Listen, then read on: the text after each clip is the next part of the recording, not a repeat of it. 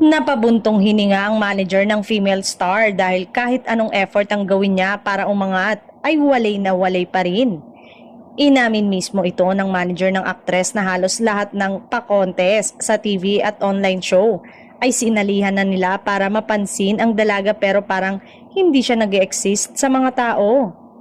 Maraming talent ang aktres pero hindi ito napapansin ng manonood at dahil nakokontra ito sa network ay kinakailangang bigyan ng project pero wala pa rin nangyayari.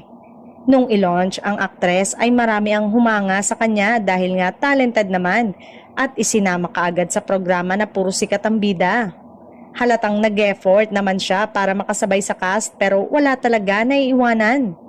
Bukod dito ay may diva attitude ang aktres kaya naluloka ang production team ng show dahil wala namang may pagmamalaki pero akala mo kung sino makaasta.